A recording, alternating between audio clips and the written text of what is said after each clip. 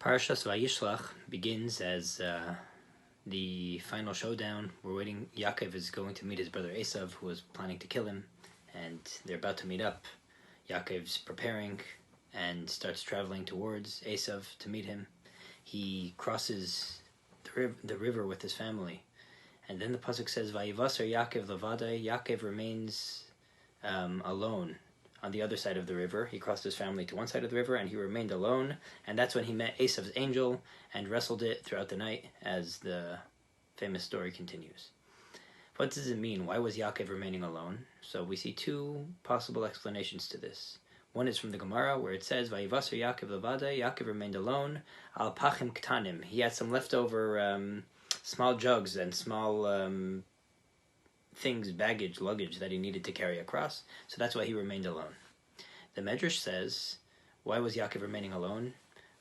Just like by Hashem, it says, "V'niskav shmai levadei b'yemahu," that Hashem is alone and will be alone on that day when Mashiach comes. So too Yaakov remained alone on that side of the river.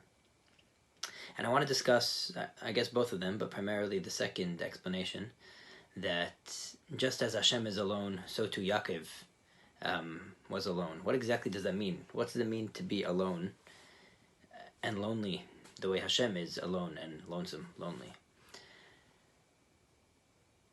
This brings us to the topic of loneliness, a big topic these days. People just feeling alone and isolated. The truth is, loneliness is a fact of life, and especially for someone who's spiritually sensitive, likes looking at life deeper, they experience a very profound sense of loneliness. You walk into a crowd, walk into a wedding, bar mitzvah, everyone's just casual chatter with each other, and this person's just feeling that no one gets him, or that he's wondering so much about everyone else that everyone else just seems oblivious to. He cares about what's really going on, and everyone else just doesn't care, and they just seem blind and okay with casual conversation while he or she is not. He wonders, no one else seems to wonder or care, and he feels very lonely and, in a sense, isolated.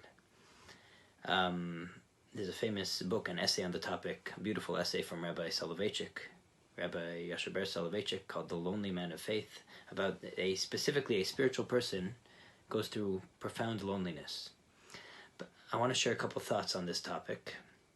That this loneliness, that the spiritual person, the one who searches for meaning in life and to find himself and his calling, this profound loneliness that he feels is quite different than the classic experience of loneliness, or the usual way we presume materialistic people end up feeling lonely. One type of loneliness is a cold loneliness. I feel no one cares about me. I feel small, insignificant,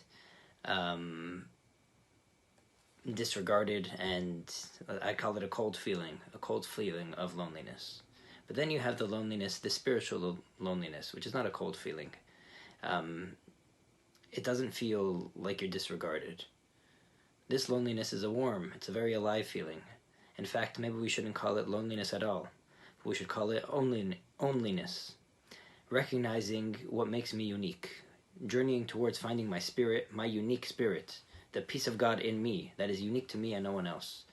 The calling, God's calling of me. What is my mission? Why did Hashem create me if he had so many other people? There must be something unique that I have to contribute, that in that space no one else could be, no one else exists, and no one else could even really get or wrap their head around. The uniqueness of me, embracing the uniqueness of me, and the uniqueness of my role and my place in the world, is what we're calling loneliness.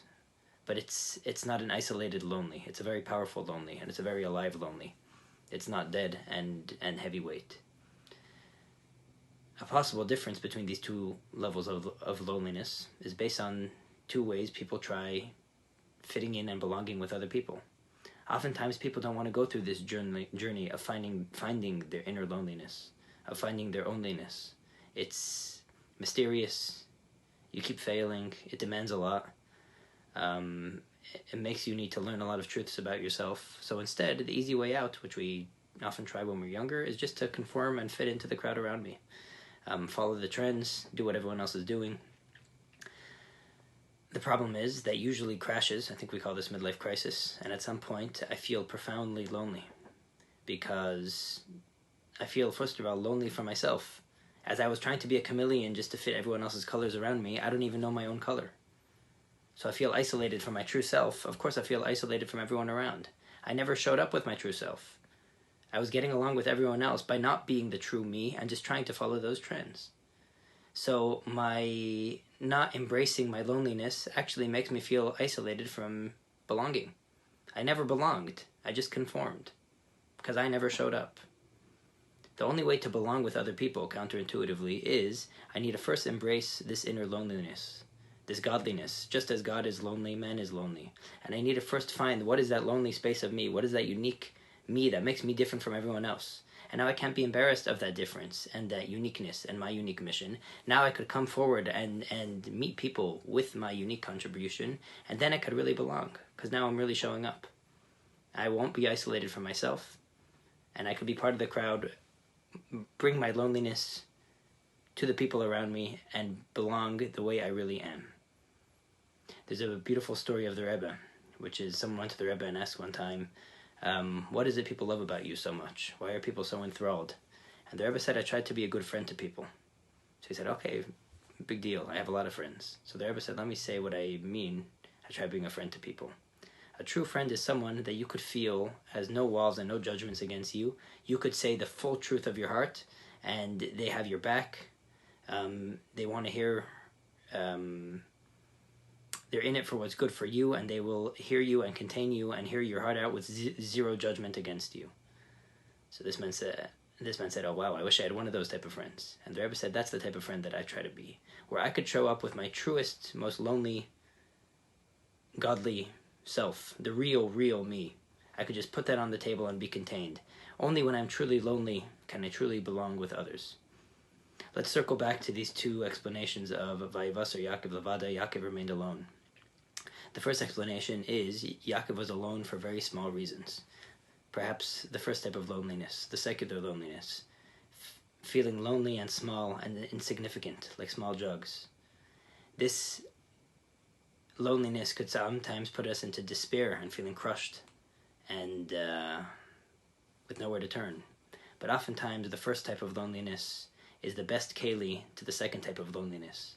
When I feel that no one cares about me, no one has my back. Ki avi v'imi yazavuni, my father and mother forsake me, v'Hashem yasveni, and then Hashem takes me in.